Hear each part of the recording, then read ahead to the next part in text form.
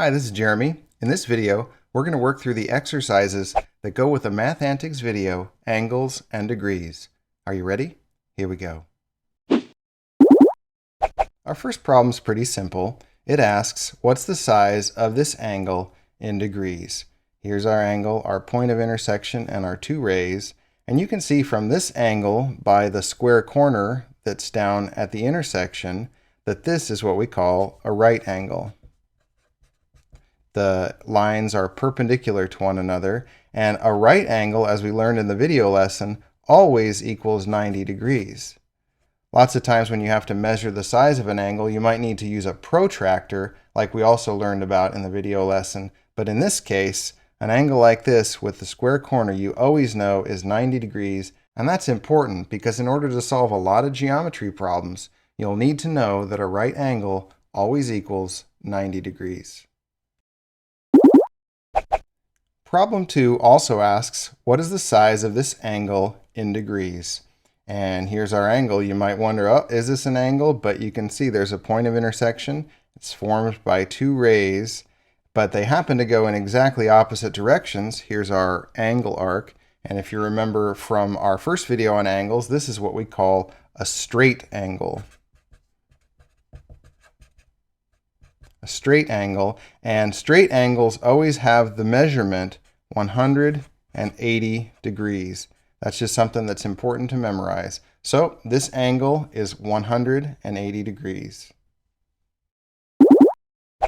Problem number 3 is a bit more interesting. It says find the unknown angle, and then it gives us this diagram here showing two angles, and then below it says angle A and angle B are complementary angles. Now let's stop there for just a minute. Complementary angles are something we learned about in the last video about angles. We learned that complementary angles are any two angles that combine to form a right angle. And in this video, we learned that a right angle always equals 90 degrees. That's really important in order to be able to solve this problem. So we know that a right angle, the total equals 90 degrees. Now let's read the rest of it. If angle A is 65 degrees, how big is angle B? Okay, so we have an unknown. It wants us to find angle B. That's our unknown angle. And it tells us that angle A is 65 degrees. So let's write that right here so we can visualize it. Now, we also, because we know about complementary angles, we know the total. And if we take the total amount, 90 degrees, and if we subtract the part that we do know here, A, 65, then whatever's left over by doing that must be angle B, because the two parts have to add up to the total. So let's subtract. 90 minus 65, borrow from the 9, we get an 8. 10 minus 5 would give us 5, and then 8 minus 6 gives us 2. So 25 degrees left over, that must be angle B. So, how big is angle B? The measure of angle B is 25 degrees. For problem number 4, we also need to find the unknown angle. Here's our diagram, and it says below it, angle A and angle B are supplementary angles. Okay, so remember from the last video, supplementary angles means angles that add together to give you 180 degrees. They combine to form a straight angle, which is 180 degrees. That's the important thing to know for this problem in order to get it right. And then the second part says, if angle A is 35 degrees, how big is angle B? So angle B is our unknown. That's what we're trying to figure out. And angle A, it told us in the problem, is 35 degrees. Okay. The same principle applies as the last problem. We know the total. Since these are supplementary angles, they form a straight angle. A straight angle is 180 degrees. So let's take that total, 180, and let's subtract the part that we know, which is 35 degrees. And if we subtract that, then whatever's left over has to be angle B. So we do our subtraction, borrow from the 8. This becomes 10. 10 minus 5 is 5. 7 minus 3 is 4, and we bring our 1 down, so we have 145 degrees left over. That must be this angle right here. So angle B, the measure of angle B equals 145 degrees. The next problem looks a lot like the last one, and we again need to find the unknown angle. Here's our diagram, and it says if angle A is 128 degrees, how big is angle B? So B is our unknown angle, and angle A, it tells us, is 128 degrees.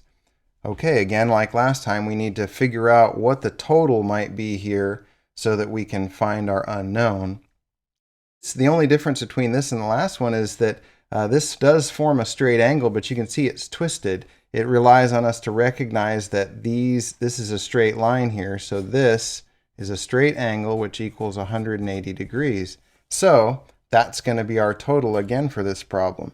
So let's write 180 up here, and we're going to subtract what we know. This time we know angle A, which is 128 degrees. So if we subtract those, we're going to end up with angle B. Let's do that. Borrow from the 8. 10 minus 8 is 2. 7 minus 2 is 5. 1 minus 1 is 0. So 52 degrees is what we have left over for B. So the measure of angle B equals 52 degrees. Okay, the last problem is a bit of a tricky one. It also wants us to find the unknown angle. It gives us a diagram here, and then it says below, if angle A is the same size as angle B, how big is angle A? Now the tricky part about this is it doesn't give us any numbers or values at all. It doesn't tell us how many degrees anything is, so we have to figure out what do we know about this problem that can help us to solve it. How will we be able to tell how big angle A is? Well, the first thing to realize is that angle A and angle B are forming a right angle here. And anytime we have a right angle, we know that that's going to equal 90 degrees. So there's our first bit of information that we need to solve this problem. We know that the total of A plus B must be 90 because they form a right angle. These are complementary angles. Okay, the second thing that we need to realize in order to solve this problem, it wants us to find A. We don't know what B or A are. It doesn't tell us the value of them, but it does tell us that they're the same size. It says that they're equal. A equals B.